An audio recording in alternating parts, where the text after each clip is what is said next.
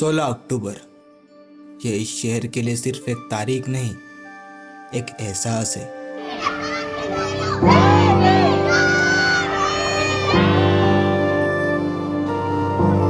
ये जगह है भारत की दूसरी दीक्षा भूमि, जहाँ बाबा साहब ने नागपुर में दीक्षा लेने के 2 दिन बाद 3 लाख लोगों ने उनकी उपस्थिति में यहाँ दीक्षा ली थी।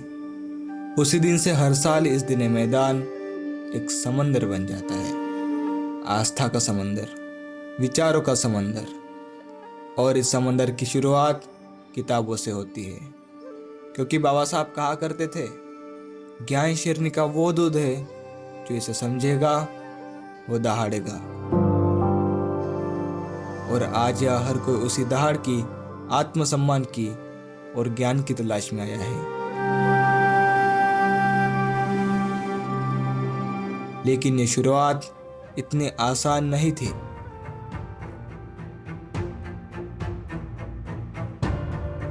हिंदू धर्मात जन्माला आलो कारण ते माझ्या हाती नव्हतं. माझ्या दुर्दैवाने अस्पृश्य हिंदू म्हणून मी जन्माला आलो. मी आता त्यात काही बदल करू शकत नाही. मात्र माझ्यावर होणाऱ्या अन्यायाचा विरोध करून हिंदू धर्माचा त्याग मी नक्की करू शकतो. मी जरी हिंदू म्हणून जन्माला आलो असलो तरी हिंदू म्हणून मरणार नाही. मी हिंदू म्हणून मरणार नाही.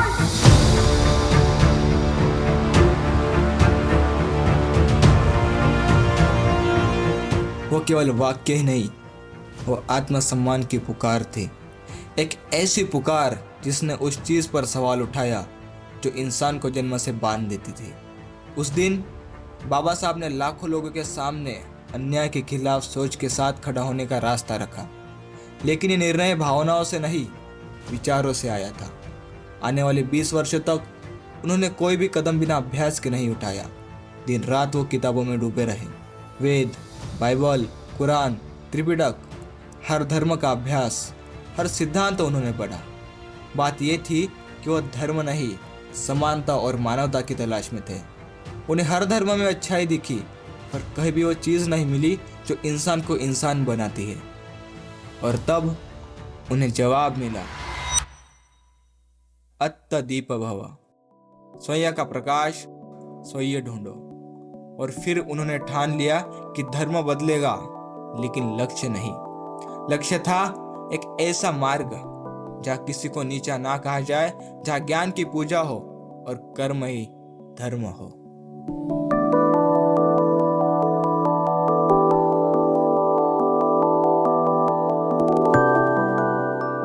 बंद पायात साखळ दंड, तटातट तुटतील ठोकतात दंड. झाले गुलाम मोकळे, हो झाले गुलाम मोकळे, भीमा तुझ्या जन्मामुळे. हो उतरली कोणी कुळे, भीमा तुझ्या जन्म. नागपुर, बाबा साहब ने वही भूमि चुनी जहाँ इतिहास में बौद्ध धम्म ने अपनी गहरी जड़ें बनाई थी। नए धम्म के मार्ग की शुरुआत के लिए यहाँ इतिहास और भविष्य एक साथ खड़े थे। अशोका विजयादशमी के दिन बाबा साहब मंच पर पहुंचे। लाखों लोग उनके चारों ओर, हर आंख में उम्मीद, हर चेहरे पर मुक्ति का उजाला। उस क्षण इतिहास ने करवट ली। यह सिर्फ धर्म परिवर्तन ही नहीं, समाज के बदलाव की नई शुरुआत थी। फिर उसी ऐतिहासिक दिन के 2 दिन बाद बाबा साहब चंद्रपुर आए। यहाँ भी उनकी उपस्थिति में लाखों लोगों ने दीक्षा ली। नागपुर के बाद बाबा साहब चंद्रपुर भी कैसे और किसकी वजह से आए, और जब आए थे तब उनसे जो लोग मिले, उनकी बाबा साहब जी से क्या बातें हुई, ये आगे देखते हैं। This is Dhammachakra Pravartan Din in Chandrapur, a documentary by Sahil. उद्धारली कोटी पुढे किंवा तुझ्या जन्मापुढे. सर्वांना मानाचा देवी. मी साहिल विलासची चांदेकर. बाबासाहेबांच्या चरणाने पावन झालेली नागपुरातील दीक्षा भारतातूनच नाही तर देश विदेशातून लाखो लोक इथे गौतम बुद्धांना व डॉक्टर बाबासाहेब आंबेडकर यांना वंदन करण्यासाठी येतात. हे सर्वांनाच माहिती आहे आणि ही आपल्या सर्वांसाठी अभिमानाची गोष्ट आहे. त्याच परंपरेत बाबासाहेबांच्या चरणाने पावन झालेली पुन्हा एक भूमी म्हणजे आमच्या चंद्रपूरची दीक्षाभूमी, एक महत्वाची ऐतिहासिक जागा ज्याबद्दल आताही अनेक लोकांना सविस्तर माहिती नाही. म्हणूनच येथे पूर्ण एक दिवस घालून या जागेचा इतिहास, वातावरण आणि इथल्या लोकांचा अनुभव तुमच्यापर्यंत पोहोचवण्याचा एक छोटासा प्रयत्न. ही व्लॉगिंग डॉक्युमेंटरी याच प्रयत्नाचा एक छोटासा भाग.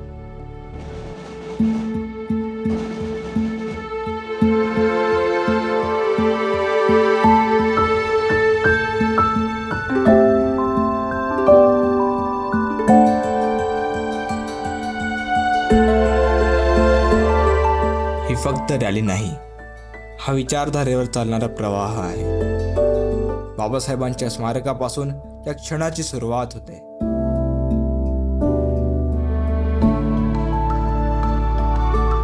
बाबासाहेबांचे पवित्र अस्थिकलश येथे आणले जातात आणि इथूनच बौद्ध भिक्खू संघ, समता सैनिक दल व हजारो लोकांसोबत हे अस्थिकलश दीक्षाभूमीकडे सन्मानपूर्वक नेले जातात.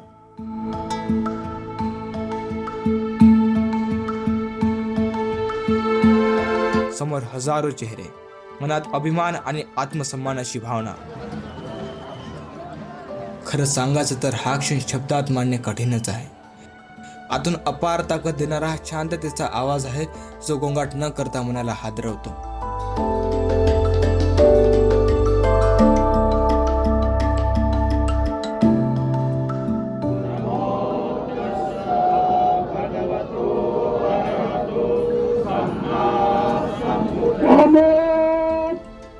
शिस्त, आत्मसन्मान आणि विचारांची मशाल हातात घेऊन हे लोक फक्त चालत नाहीत तर विचारांचा वारसा पुढे नेत आहेत. ही रॅली या स्मारकापासून जटपुरा गेटच्या रोडने सरळ दीक्षाभूमीकडे जाईल.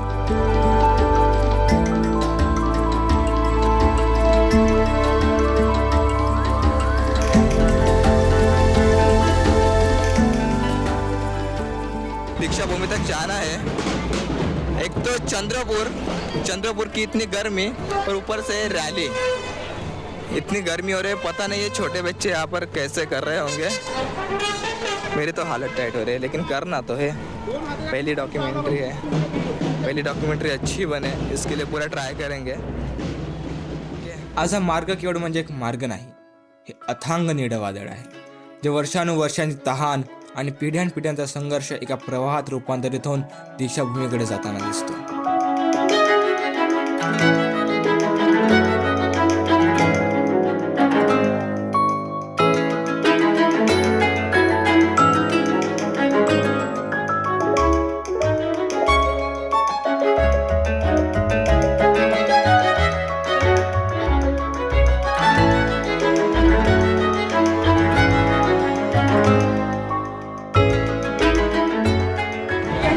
गरमी असते की वेगवेगळ्या संघटना येतात, आपले स्टॉल लावून वेगवेगळ्या वस्तू खाण्याच्या असो पिण्याच्या असो इथे देत असतात.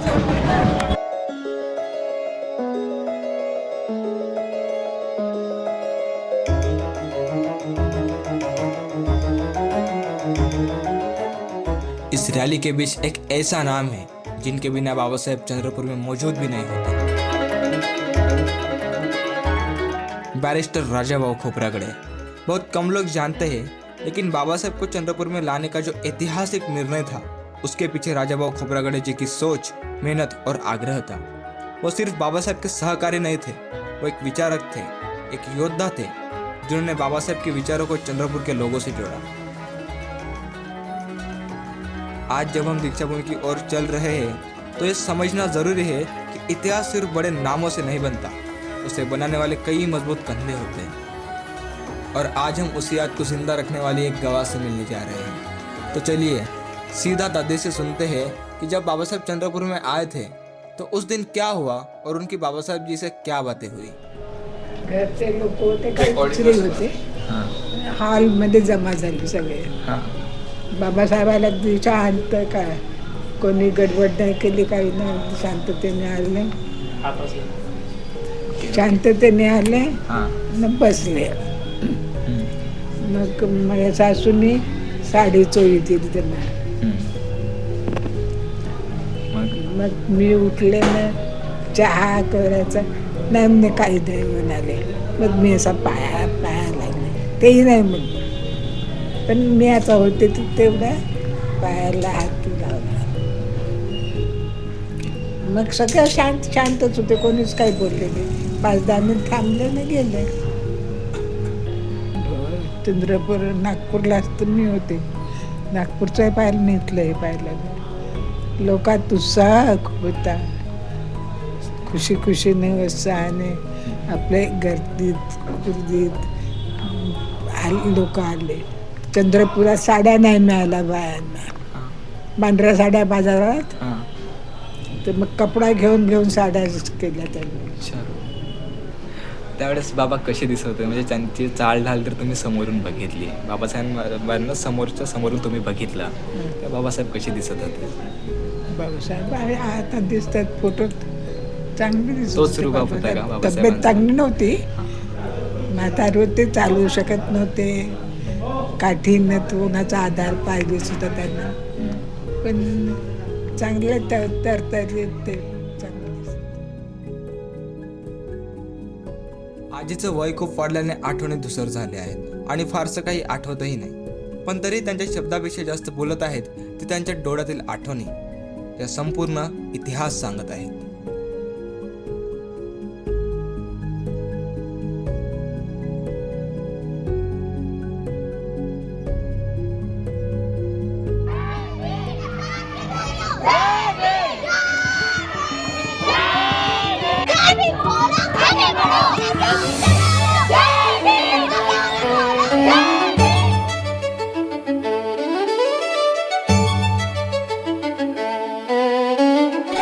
आम्ही आत्ताही खूप मागे आहोत.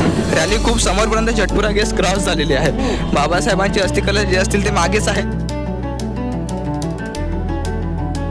समोरून जे व्हिडिओ रेकॉर्ड करायचे होते ते राहूनच गेले. आता आपण लवकरात लवकर जाऊया भाऊवाडीत.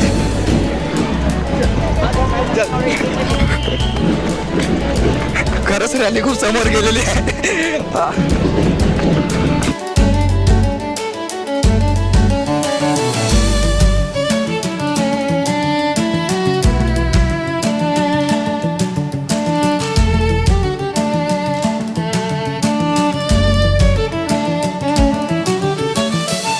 जटपुरा गेटमधून क्रॉस झालं ही बरं आहे. वरती बघू शकता माझे काही मित्र आहेत आणि सोबतच खूप सारे लोक आहेत जे रॅलीची वाट बघतात. शूट करण्यासाठी हे खूप जण आहेत.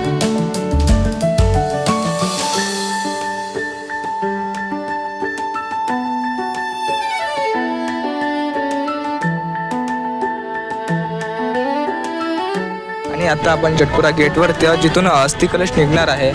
जटपुरा गेट म्हणजे चंद्रपूरचा याचा खूप मोठा इतिहास आहे. यावर आपण वेगळा व्हिडिओ बनवू. अस्थिकलश थोडा मागेच आहेत. समोरची रॅली इथून निघतच आहे. अस्थिकलश येतपर्यंत आपण इथे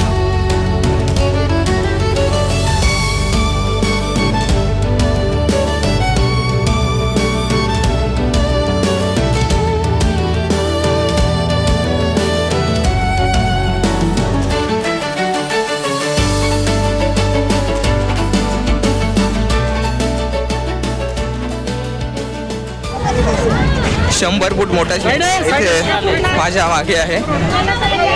हा 100 फुटाचा झेंडा खूप साऱ्या स्त्रिया, मुली, छोटे मुलं सगळे घेऊन चालत आहेत आणि हा असाच दीक्षाभूमीपर्यंत जाणार. आता आपण प्रियदर्शनी इंदिरा गांधी चौकमध्ये पोहोचलेलो आहोत. एक नळ आहे आणि तिथून समोर दीक्षाभूमीकडे. आता समोरच त्यानंतर लगेच दुसरा चौक म्हणजे घोडानाक्यावरून दीक्षाभूमी कॉलेज एरिया. छोटे छोटे बच्चे यहाँ पर काठी कर रहे हैं. एक हिस्सा होता है रैली का. 14 ऑक्टोबर 1956ला बाबासाहेब नागपूरच्या दीक्षाभूमीवर आले. तर तिथून मग आता चंद्रपूरला यायला निघाले. दीक्षा समारंभ नागपूरचा आटोपला आणि मग तिथून चंद्रपूरला यायला निघाले. तेव्हा येत असताना हा जो जामवरचा जो मार्ग आहे, हा जाम मार्ग नव्हता तेव्हा. तर म्हणून बाबासाहेब नागभीड, शिंदेवाई, मूल या मार्गे चंद्रपूरला आले. चंद्रपूरला आले तर येत असताना बाबासाहेबांना जे भूक वगैरे लागली होती तर ते थांबले तिथे मूलला थांबले तिथे. मग त्यांनी चांगलं चटणी भाकर जेवण घेऊन केलं आणि मग तिथून सायंकाळी चंद्रपूरच्या या रेस्ट हाऊसला आले. चंद्रपूरच्या आपल्या म्हणजे रेस्ट हाऊस आहे इथे. 15 तारखेला तिथे आराम केला बाबासाहेबांनी. त्याच्यानंतर 16 तारीख. तर काय झालं होतं की 15 तारखेच्या रात्री खूपच पाऊस आला होता. पाऊस आल्यामुळे तेव्हा विजेची सोय काही व्यवस्थित नव्हतीच. कालांतराने मग आता 15 तारखेच्या नंतर 16 तारखेला. तर 15 तारखेला सांगायचं झालं तर त्या दिवशी पाऊस आल्यामुळे रात्री अंधार होता आणि स्टेज खूप उंचावर होता. म्हणजे सर्वांपर्यंत बाबासाहेबांचं पाहणं बोलणं ऐकू गेलं पाहिजे. सोबत भंते चंद्रमणी होते, माईसाहेब होत्या, समता सैनिक दलाचा. तर पूर्ण खेड्यापाड्यातून खूप लोक आले होते. स्टेज उंचावर असल्यामुळे काय झालं की त्या दिवशी आमच्या चोरखिडकी परिसरातले एक चंटू म्हणून आहेत. आता त्यांना ते जमात मादगी असल्यामुळे त्यांचं ते टोपण पडलं नाव की चंटू मादगी म्हणून. आणि त्रिसोडे आडनाव त्रिसोडे त्यांचं. परंतु ते फेमस आहेत त्या नावानेच फेमस आहे. त्यांचा उल्लेखही त्याच नावाने आहे. कारण पहिले आम्ही जसं नावाच्या पुढे महार लागायचं तसं त्यांच्या पुढे मादगी लागायचं. आडनावाची पद्धत नसल्यामुळे ते लागायचं. तर ते त्यांची कदकाठी, त्यांचं ते धष्टपुष्ट शरीर एकदमच म्हणजे एखाद्याला खांद्यावर उचलून चालवू शकतील असं त्यांचं जे शरीर होतं. त्यांनी बाबासाहेबांना पूर्ण खांदा देत त्या स्टेजवर चढवलं. आता लाईट नव्हतीच. लाईट नसल्यामुळे मग ते दिवाबत्ती घेऊन ते उभे झाले. आणि त्या दिवशी खूपच पाऊस आला होता, लाईटही नाही. तर ते किडे जे आहेत रात्रीचे ते खूप त्रास द्यायचे. एवढं सगळं करत असतानाही बाबासाहेबांनी जो जनसमूह होता, एक मला वाटतं 3-4 लाखाच्या वर लोक होते तेव्हा, त्या सर्वांना 22 प्रतिज्ञा दिल्या. 22 प्रतिज्ञानंतर वंदना झाली. आणि हे जीवन जगायचं कसं या संदर्भात लोक मोठ्या आशेने त्या सगळ्या गोष्टी टव काढून ऐकत होते. एक गोष्ट मात्र प्रकर्षाने तिथे हे जाणवली की एवढे लोक होते, चिक्कार गर्दी होती, तरी पण सुई पडावा आणि आवाज या एवढी मात्र शांतता होती त्या परिसरात. सगळे लोक बाबासाहेबांचा एक एक शब्द निशब्द ऐकायसाठी, काय बोलत आहेत बाबासाहेब, आम्हाला काय चालना देणार आहेत पुढे, आम्ही काय करायला पाहिजे, आमचं जीवन कसं असेल, हे सगळं त्या दिवशी त्यांनी मांडलं. त्याच्यानंतर मग बाबासाहेब दादमहलला गेले, माईसाहेबही गेल्या होत्या.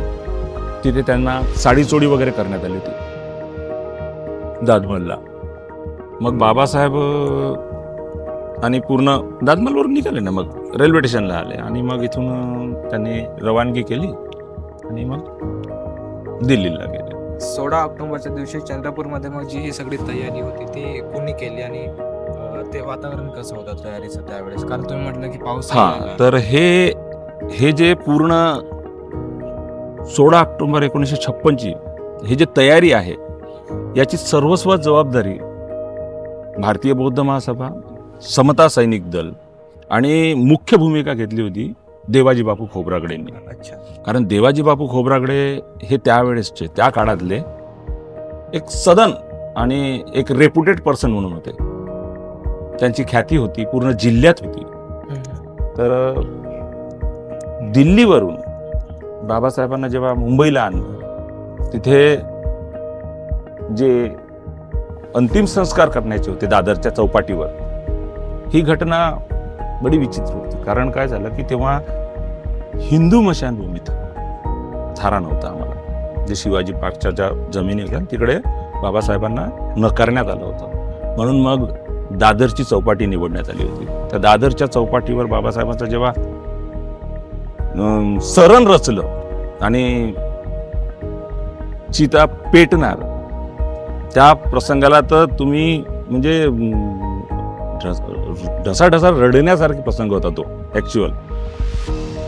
कारण इतका जनसमूह त्या दादरला आला दादरला आला आणि बाबासाहेबांच्या जेव्हा अग्नीला असं म्हणजे चितेला जेव्हा आग द्यायची वेळ आली तेव्हा डॉक्टर भदंत आनंद कौशल्यान भंते होते. तर असाच धम्म समारंभ, असाच जो कार्यक्रम आहे जो 14 आणि 15-16 जो चंद्रपूर नागपूरला जो झाला ना तो मुंबईला होणार होता.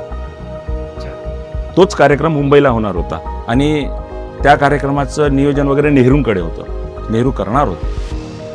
तर 6 डिसेंबरला जेव्हा सरण रचलं, सगळे लोक जमा झाले, लोक तर असे ढळाढळा रडत होते आणि ह्या सगळ्या गोष्टीमध्ये जेव्हा अंत्यविधी आला तेव्हा लोकांनी किंवा जे नेते होते त्यावेळेसचे शेड्यूल कास्ट फेडरेशनचे, आता रिपब्लिकन पार्टी ऑफ इंडियाचे म्हणता येईल, त्यांनी एक आव्हान केलं तेव्हा की बाबासाहेब आम्हाला सुद्धा दीक्षा देणार होते आणि आता हा दीक्षा समारंभ होणार आहे, तर मग आता काय करायचं. तर मग भदंत आनंद कौशल्य यांनी म्हटलं की ठीक आहे, बाबासाहेब नाही, त्यांचं महापरिनिर्वाण झालं तरी काही हरकत नाही, आपण बाबासाहेबांच्या चितेला साक्ष राहू आणि चितेला साक्ष राहून आम्ही आज बौद्ध धम्माची दीक्षा घेऊ. तेव्हा जवळजवळ 7 लाख लोकांनी मुंबईला दादरच्या चौपाटीवर 7 लाख लोकांनी बाबासाहेबांच्या चितेला साक्ष राहून बौद्ध धम्माची दीक्षा घेतली त्याच दिवशी 7 तारखेला.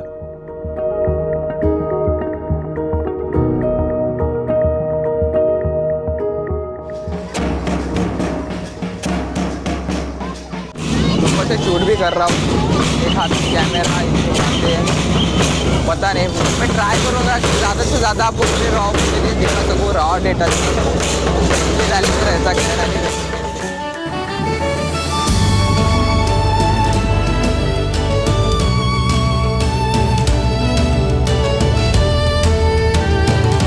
इस पूरे दिन और रैली के सफल होने के पीछे और एक ताकत है जो दिखती कम है लेकिन ज़रूरी सबसे ज़्यादा. आज ट्रैफिक बदल गया है, सड़कें डाइवर्ट की गई ताकि रैली शांतिपूर्वक और सुरक्षित आगे बढ़ सके. ये पुलिसकर्मी बिना रुके बिना थके अपनी ड्यूटी अनुशासन और जिम्मेदारी के साथ निभा रहे हैं.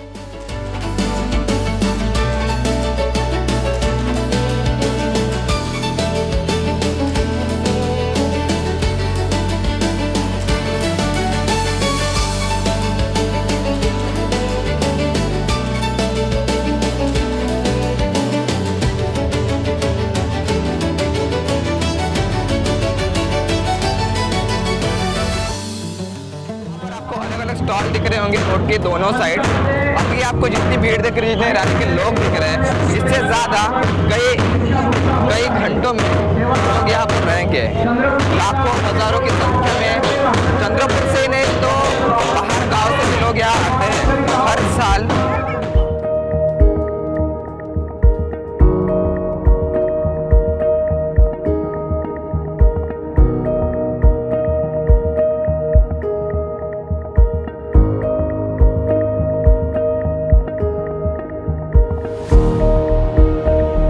आपण दीक्षाभूमी चंद्रपूर इथे पोहोचलेलो आहोत आणि जी समता सैनिक दलची रॅली आहे ती आतमध्ये जात आहे, एंटर होत आहे आणि लगे मागेच बाबासाहेबांचे अस्थिकलशसुद्धा आहेत, तेही काही वेळामध्ये येतील. आपण हे सोबत आतमध्ये जाऊ आणि समोरून पुढं तुम्हाला व्ह्यू दाखवेल.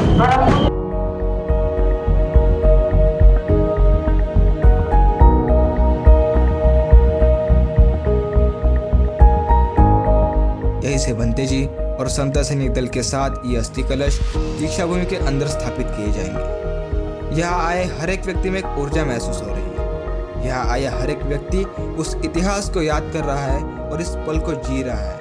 और इस एहसास के बीच चारों तरफ सिर्फ एक ही गूंज. बाबासाहेब आंबेडकरांचा, बाबासाहेब आंबेडकरांचा, भगवान बुद्धांचा विजय असो, विजय असो.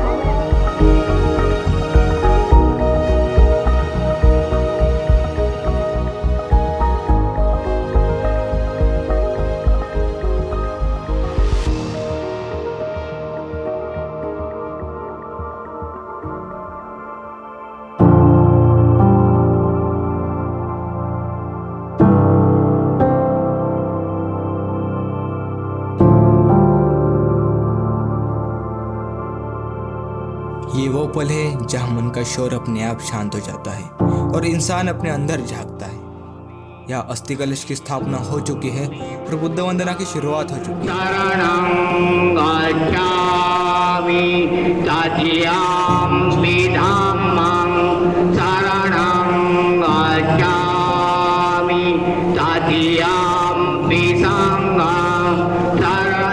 को बहुत खुशनसीब समझता हूँ कि मुझे स्थापना का साक्षी बनने का और इस बुद्ध वंदना में शामिल होने का मौका मिला।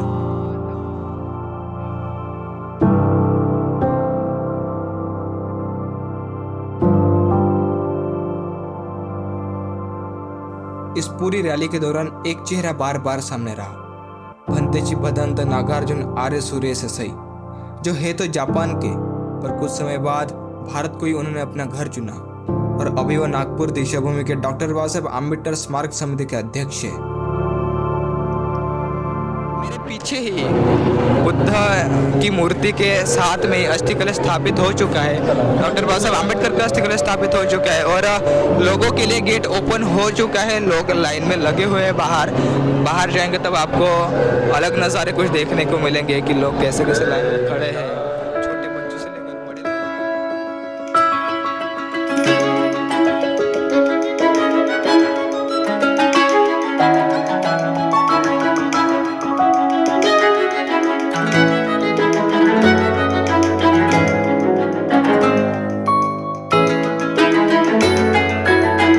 यह है चांदा क्लब ग्राउंड। यहाँ बहुत सारी सुविधाएं देखने को मिलती हैं। अलग अलग संगठनें अपने स्टॉल लगाते हैं और निस्वार्थ भाव से भोजन दान करते हैं। दूर दूर से आए लोगों के लिए ये सुविधा बहुत मायने रखती है। कोई भूखा न रहे, इस सोच के साथ यह सब कुछ व्यवस्थित किया गया है। ये व्यवस्था भी इस दिन का एक महत्वपूर्ण हिस्सा है। के बाद यहाँ पर अब खाना तो मिल गया है, तो गौरव एंड गुलशन भैया गए हैं खाना लेने। ये देखो ये ले रहे खाना, फिर यहाँ से खाकर फिर घर जाना है, फिर बाकी का लोग आएंगे। ओके।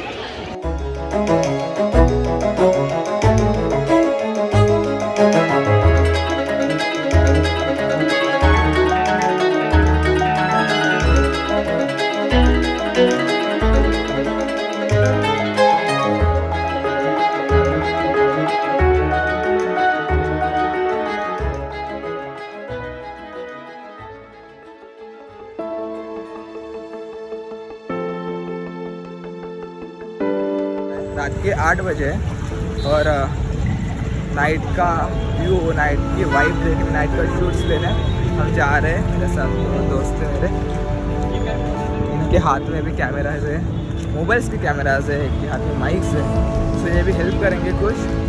और जाकर देखते हैं कितना क्राउड है, कितना माहौल है।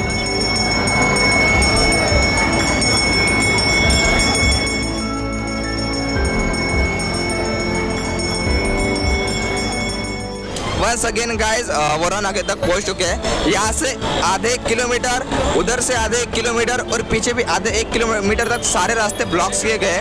रास्तों के पूरे रूट्स चेंज हो चुके हैं कि पुलिस दल ने पूरा किया है। पुलिस की सिक्योरिटीज उतनी बढ़ गई है। अभी भी बहुत सारे पुलिस वैन्स भी आ चुके हैं। सो अब यहाँ से सीधे हम जाएंगे अंदर दीक्षा भूमि और उसके बाद फिर चांदा क्लब से होकर इधर भी जाएंगे। देखते हैं अभी नया नया क्या मिलता है, क्योंकि बहुत ज़्यादा भीड़ बढ़ चुकी है और जैसे जैसे टाइम जा रहा है वैसे वैसे भीड़ बढ़ रही है। और अंदर तो पता नहीं कितने, क्योंकि अभी सिंगिंग का प्रोग्राम है। अनिरुद्ध जी वनकर जो सिंगर्स है उनका प्रोग्राम है पूरे मंच के साथ, वो भी देखना है हमें, उसमें क्या क्या मिलता है। और चलिए देखते हैं, साथ में जुड़े रहो।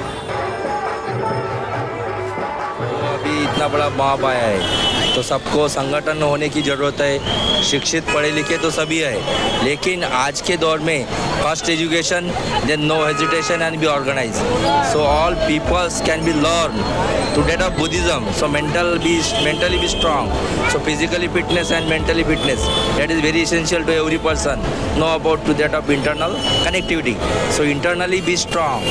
That is a real heart of love, heart of wisdom.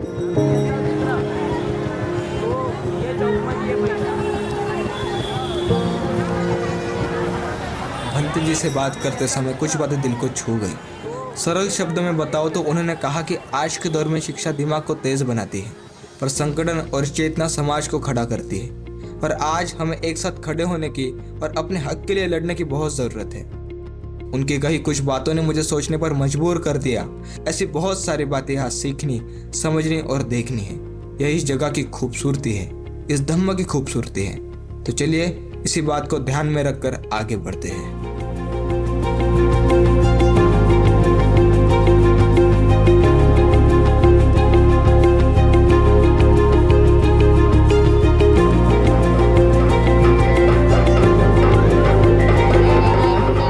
Gate K pass से हम लोग धीरे धीरे जाना है। ये एग्जिट है, ये इधर से एग्जिट और उधर से एक एग्जिट। ये जो मेन गेट है वो अपना एंट्रेंस रहेगा।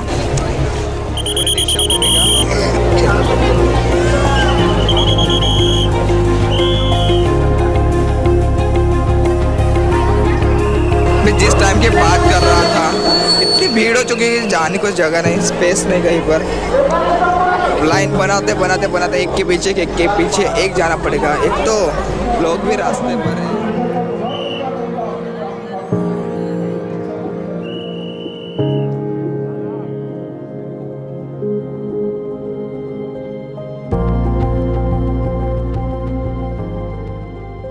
खरं तर लाख लोक गर्दी करत आहेत। कुणी या स्टॉलवर, कुणी पुस्तकं घेत, कुणी शांत बसून तर कुणी बोलत। पण हे दृश्य बघताना प्रश्न पडतो, 1956ला याच दिवशी 3 लाखापेक्षा अधिक लोक होते म्हणतात या मैदानावर। आज आमच्या हातात मोबाईल आले, बॅनर आले, पॉम्पलेट आले, कार्यक्रम आयोजित केला म्हणून माहीत झालं आणि आपण इथपर्यंत पोहोचतो। बोलताना माझा आवाज अभिमानाने थरथरतो, कारण ही गर्दी पैसे देऊन किंवा भाड्याने आणलेली नाही। या गर्दीतला प्रत्येक व्यक्ती बाबासाहेबांच्या संघर्षाने भारावलेला आहे। त्यांच्या आयुष्यात त्याला स्वतःचा इतिहास दिसतो। इथला प्रत्येक माणूस बुद्धाच्या धम्माच्या प्रकाशाने उजळलेला आहे। त्यांना लालच दाखवावी लागत नाही। हे लोक स्वतःचा पैसा जमवतात, दिवसभर काबाड कष्ट करतात, फक्त इथे येण्यासाठी पोटाला चिमटा काढून प्रवास करतात। काय येतात माहिती आहे? कारण इथे त्यांना गुलामगिरीतून उभं राहण्याचा इतिहास दिसतो। इथे त्यांना स्वतःचा माणूस पण दिसतं। दलित समाजाचा शतकानुशतकांचा संघर्ष दिसतो। इथे रोहित वेमुलाचा आक्रोश ऐकू येतो, पायल तडवीची वेदना जाणवते, रमाबाई नगर आणि खैरलांजीच्या जखमा अजूनही ठसठसताना दिसतात। हे लोक इथे येऊन बुद्धाच्या प्रतीकांना वंदन करतात, बाबासाहेबांच्या अस्थि कलशांना नमन करतात। पण खरं तर ते नमन करत असतात त्या विचारांना, ज्यांनी त्यांना डोळ्यात डोळे घालून जगायला शिकवलं आणि जाताना घेऊन जातात तो बुद्धाचा धम्म, बाबासाहेबांचे विचार, त्यांची पुस्तके, त्यांची शिकवण आणि पुन्हा नव्या ऊर्जेने पुढच्या वर्षी याच उत्साहाने परत याची प्रतिज्ञा। ही गर्दी फक्त आंबेडकरी घोषणा करून मोठी झालेली नाही, ती विचारांनीही मोठी होते, ती जाणीवेने उभी राहते। आणि म्हणून आज गर्दी म्हणजे जिवंत क्रांती आहे, हे बोलताना माझं डोकं अभिमानाने उंच होतं।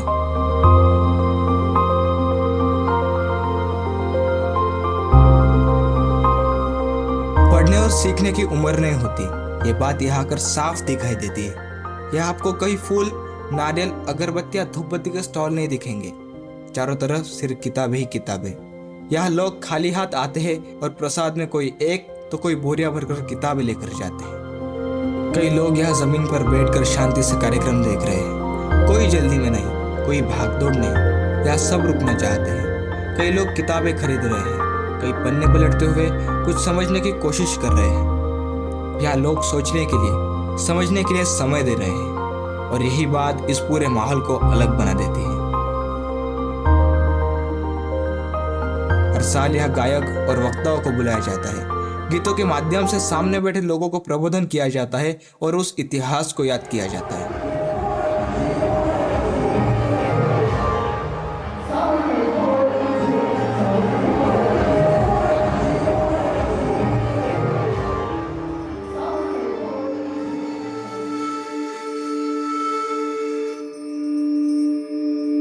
जैसे दीक्षाभूमि के अंदर लोग आते हैं, सारा शोर पीछे रह जाता है, मन अपने आप शांत हो जाता है। बुद्ध ने कहा था, शांति बाहर नहीं मिलती, वो अपने भीतर से आती है। ये जगह किसी को कुछ कहने के लिए मजबूर नहीं करती, वो इंसान को अपने आप से मिलने देती है। यहाँ गुस्सा नहीं चलता, यहाँ अहंकार नहीं टिकता, यहाँ इंसान बस इंसान बनकर खड़ा रहता है।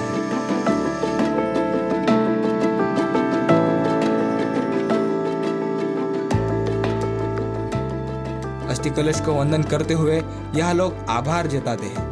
आभार बाबा साहेब को उस रास्ते के लिए जिसने हमें सिर उठाकर जीना सिखाया, और बुद्ध को उस शांति के लिए जिसने हमें इंसान बने रहना सिखाया।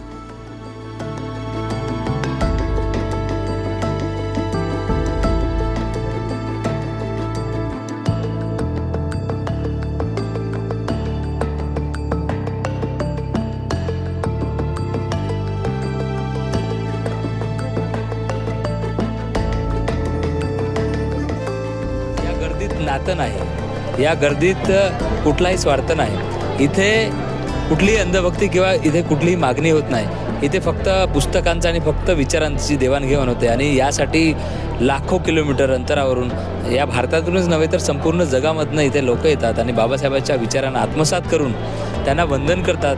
आणि हाच खरा तथागत गौतम बुद्धांचा धम्म, समानतेला मानणारा आणि हा धम्म सगळ्यांच्या अधिकारांची जाणीव स्वतःला करून देणारा आणि तो प्राप्त करून देत जीवनाचा आनंद घेणारा हा नैसर्गिक, त्याला धम्म म्हणू.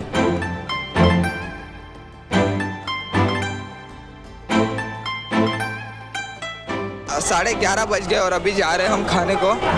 एक्चुअली बहुत लेट हो गया है. अब मिलेगा या नहीं मिलेगा, मिल ही सकता है, इतनी जल्द तो ख़त्म नहीं हो सकता, लेकिन बहुत सारे स्टॉल शायद उठ गए होंगे. बट देखते हैं क्या मिलता है. तो आई होप कि मिल जाए. यहाँ फ्री की चाय भी है, बहुत कुछ फ्री में. भीड़ भी कम हो गई है यहाँ की. और अभी और देखना है कि क्या क्या मिलेगा. कहीं पर कुछ ना कुछ तो मिल ही जाएगा खाने को.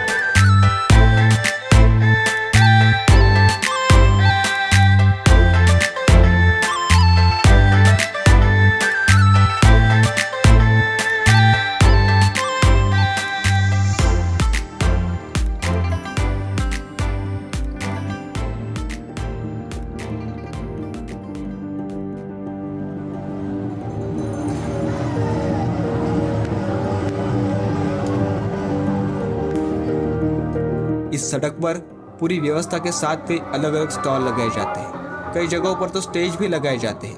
कहीं गायन चल रहा है, कहीं कव्वाली, तो कहीं वक्ताओं के भाषण.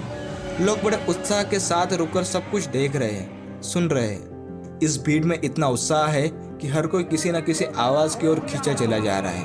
ये सड़क आज चलती फिरती सभा बन जाती है.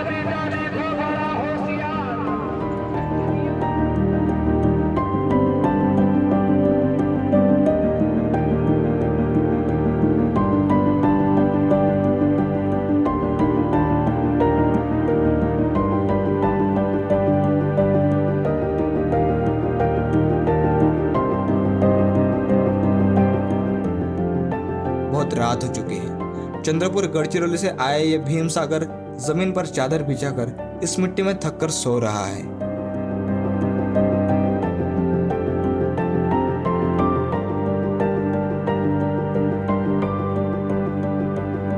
इस दिन के अंत की सबसे बड़ी खास बात ये लगती है कि यहाँ अनजान लोग एक दूसरे से मिलकर अपनापन महसूस करवाते हैं. और कई लोग आकर पूरी रात बाबा साहेब और बुद्ध के गीत गाते हैं, शेरो शायरिया करते हैं.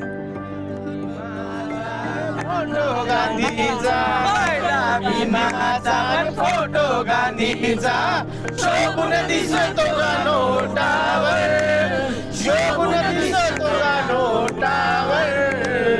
किती शोभला असता भीम नोटावर, टाळी कोटावर.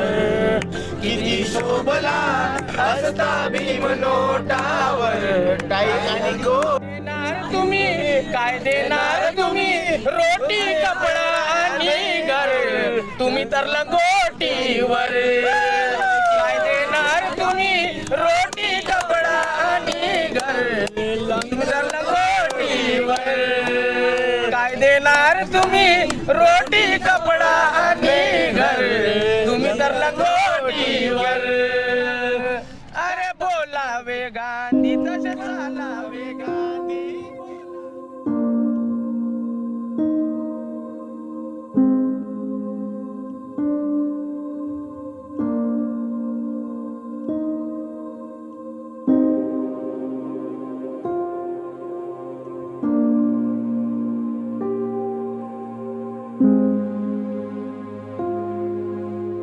मित्रांनो, ही जी दिसत आहे ही आमची दीक्षाभूमी आहे. आज आम्ही खूप मोठ्या मोठ्या हुद्द्यावर गेलो आहोत, मोठे मोठे जॉब करत आहोत, खूप मोठा पैसा कमवलेला आहे. आमचे घर हे 5 स्टार हॉटेल सारखे आहेत. परंतु आज जर आमच्या दीक्षाभूमीची जर आम्ही अवस्था पाहायला गेली तर खरंच दुःख वाटते. हे मी बोलायला नको, परंतु रियालिटी आहे ती खंडरासारखी दिसते. त्याच्या आतमध्ये जर आम्ही जाऊन बघू तर आम्ही तुम्हाला व्हिडिओमध्ये पण दाखवू. जिकडे तिकडे तुम्हाला जाडी लागलेली दिसेल, तिथे काही पडदे आहेत ते तुम्हाला डस्ट खाल्लेले दिसतील. अहो, ज्या डॉक्टर बाबासाहेब आंबेडकरांनी आम्हाला माणूस म्हणून जगण्याचा अधिकार दिला, असा आम्हाला एक धम्म दिला जिथे स्वातंत्र्य, बंधुता आणि प्रेम आहे, त्या धम्मामध्ये येऊन आम्ही आमचा उद्धार केला. डॉक्टर बाबासाहेब आंबेडकरांनी आम्हाला भारतीय संविधान दिलं. त्या संविधानाच्या माध्यमातून आम्ही मोठमोठे पद घेतले. त्या पदाच्या माध्यमातून खूप मोठा पैसा जमा केला, खूप मोठा गाड्या घेतल्या, घरं बांधले. परंतु आम्ही समाजाला विसरलेलो आहोत. हे माझ्या समाजाला एक प्रश्न आहे. जेव्हा आम्ही स्वतःचे घर हे 5 स्टार हॉटेल सारखे बांधू शकतो, तर आम्ही आमच्या दीक्षाभूमीकडे लक्ष देऊ शकत नाही का? तर समाजाने इथे लक्ष दिलं पाहिजे. आम्ही लाखोच्या संख्येने 16 ऑक्टोबरच्या दिवशी इथे जमा होतो. समाजाने इथे प्रश्न उभा केला पाहिजे की का बरं एवढे वर्ष झाले आमच्या दीक्षाभूमीचं काम का नाही झालं. आणि खरंच मला बोलताना खूप शोकांत म्हणजे दुःख वाटतं. जर ही परिस्थिती जर आमच्या दीक्षाभूमीची होत असेल आणि असं काही चित्र जर आमच्या अस्मितेचं दिसत असेल, तर खरंच आमच्या युवकांचं किंवा आमच्या समाजाचं जे भविष्य आहे हे अंधारात आहे. तर समाजाने याच्याकडे लक्ष दिलं पाहिजे.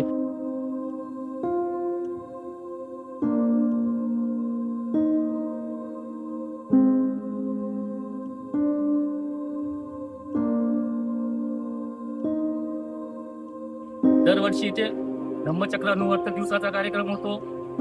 शासनाकडून फंड येतं. काही लोक आपल्या समाजाचेही सुद्धा फंड देऊन जातात.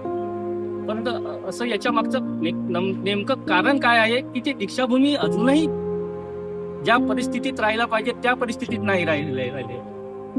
आजही इथे अवस्था अगदी पेंटिंग शिवाय अजून कोणतं दुसरं काम झालं असं मला वाटत नाही.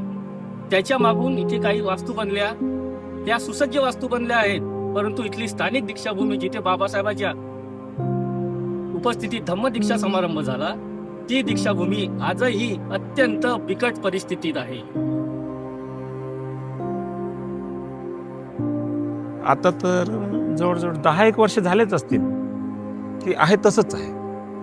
जास्त पण कमी नाही. 10-1 वर्ष, हो 10 वर्षाच्या वरचा कालावधी झाला असेल. आहे तसंच आहे. त्याच्यात अजून नव्याने काही इम्प्रूव्हमेंट नाही. आणि मला वाटतं 5-7 वर्ष आधी ते मूर्ती अनावरण, याच्यासाठी किती दुःख सांगावं आणि काय करावं, हो याच्या म्हणजे निरुत्तरित आहो मी. कारण जे करता येणं शक्य होतं ते करण्याचा प्रयत्न केला, आंदोलन झाले, परंतु परिस्थिती जो के तो आहे. अजून त्याच्यात काही बदलाव होत नाही आहे. आता ज्यांच्याकडे जबाबदारी आहे ही त्यांचीच जबाबदारी आहे. तेही एक म्हणजे काही वेगळे लोक नाही आहेत ना, तेही समाजाचे घटक आहेत आणि जिम्मेदार व्यक्ती आहेत. त्यांची अशी जबाबदारी असायला पाहिजे. त्यांनी समाजात येऊन बोलून समाजात, हे बघा इकॉनॉमिकली जर काही अडचणी असतील चर्चा करावी ना समाजाशी. इकॉनॉमिकली जर आम्हाला अडचणी असतील तर समाजाशी चर्चा करावं, मांडावं इथं सभा आणि आव्हान करावं की आपलं विहार असं आहे, आपल्याला याच्यापेक्षा चांगलं करता येतंय. आपल्याकडे लोक आहेत म्हणजे सगळ्याच प्रकारचे सामदान दंडभेद नीती वापरणारे, इकॉनॉमिकली, फायनान्शियली, म्हणजे आम्ही तीनही वापरू शकतो. आज नाही म्हटलं तरी जवळजवळ एक 2.5 ते 3 लाखाच्या वर जे बौद्ध म्हणून घेणारे आहेत. आणि बहुजनांमधले समविचारी लोक खूप आहेत जे सढळ हाताने दान देऊ शकतात आणि देतातही. कारण आम्ही समता सैनिक दलाच्या माध्यमातून काम करत असताना वारंवार तेच सांगतो की आम्ही आपल्या पर्टिक्युलर माणसाला पैसे नाही मागत ना. तर 16 ऑक्टोबरच्या कार्यक्रमाला आम्हाला दानदाते देणारे लोक खूप आहेत. त्याच्यामुळे ज्याच्या त्याच्या परीने, ज्याच्या त्याच्या इच्छाशक्तीप्रमाणे तो नक्की देईल. आणि जर त्यांनी असं जर ठरवलं, करायचंच ठरवलं, तर फार फार वर्षभरात पूर्ण अपेक्षित वास्तू उभी होऊ शकतो. बाबा साहब ने अपने अंतिम समय में कहा था, पढ़ो, संघर्ष करो और संगठित हो। बुद्ध का धम्म ही हमारी नई पहचान है। ऐसे पावन जमी पर आज जब चंद्रपुर दीक्षा भूमि को पूरे 69 साल हो चुके हैं, विचारों का प्रसार तो हो रहा है, लेकिन क्या हम दीक्षा भूमि का विकास कर पाए? सच कहो तो ना इमारतों की ठीक से मरम्मत, ना बैठने सोने की बुनियाद सुविधा, ना एक ढंग का मैदान। ये देखकर मन में सवाल उठता है, क्या इस साल हम कुछ कर पाएंगे? क्योंकि जब तक हम अपनी कमियों को जानेंगे नहीं, तब तक उन्हें दूर भला कैसे करेंगे? हमने हर गली, हर मोहल्ले में लाखों विहार तो बना लिए, लेकिन क्या हमने अपनी दीक्षा भूमि को ऐसे बेसहारा छोड़ दिया? ये सवाल किसी और से नहीं, ये सवाल हम सब से है। जय भीम।